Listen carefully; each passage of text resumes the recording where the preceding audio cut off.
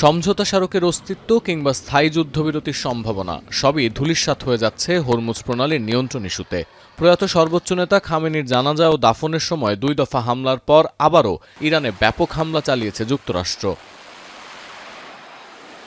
মার্কিন সেনাবাহিনীর central command unit জানিয়েছে, হরমুজ প্রণালীতে একটি বাণিজ্যিক জাহাজে হামলার পর প্রণালীতে আন্তর্জাতিক বাণিজ্যিক জাহাজের নিরাপত্তা নিশ্চিত করতে ইরানের সুনির্দিষ্ট লক্ষ্যবস্তুতে আঘাত হানার সিদ্ধান্ত নেয় যুক্তরাষ্ট্র।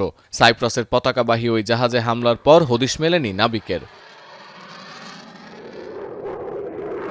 ইরানের রাষ্ট্রীয় সংবাদ সংস্থার তথ্য, শনিবার দিনগত রাতে দক্ষিণাঞ্চলের আসালুয়ে ও বুশেহের প্রদেশের বন্দর ই দায়ের এলাকায় কয়েকটি বিস্ফোরণের শব্দ শোনা গেছে। বন্দর আব্বাস ও সিরিকে ৩টি করে বিস্ফোরণ হয়েছে। দফায় দফায় বিস্ফোরণ হয়েছে বন্দরনগরী চাবাহার ও জাসকেতেও। এর পরপরই দক্ষিণ ও পশ্চিম উপকূলের খুজেস্তান প্রদেশের বন্দর ই মাসাহারে আকাশ প্রতিরক্ষা ব্যবস্থা সক্রিয় করা হয়েছে।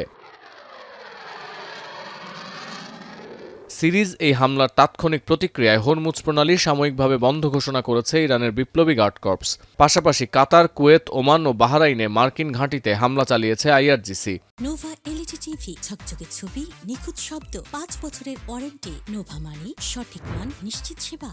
কাতারের আল উদেইদ বিমান ঘাঁটিতে ক্ষেপণাস্ত্র ও ড্রোন হামলায় একটি কমান্ড সেন্টার এবং ফাইটার এয়ারক্রাফট রক্ষণাবেক্ষণ কেন্দ্র ক্ষতিগ্রস্ত হয়েছে বলে দাবি ইরানের। বাহরাইনে সাইরেন বাজিয়ে বাসিন্দাদের নিরাপদ স্থানে সরে যাওয়ার নির্দেশ দিয়েছে প্রশাসন।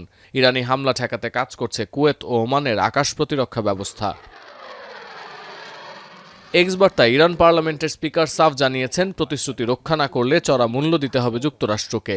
ইরান সেনাবাহিনীর এক ব্রিগেডিয়ারের দাবি, তেহরানকে ফাঁকি দিয়ে হরমুজের অবৈধ পথে বাণিজ্যিক জাহাজ পাঠালে তা প্রতিহত করা হবে। এর আগে হরমুজের নিরাপত্তার বিষয়ে ওমানের সঙ্গে আলোচনায় বসতে রাজি হয়েছিল ইরান, কিন্তু যুক্তরাষ্ট্রের এই হামলার পর সেই সম্ভাবনা ভেস্তে যেতে বসেছে। সতীর্থ কর্মকার, এখন বিশ্ব।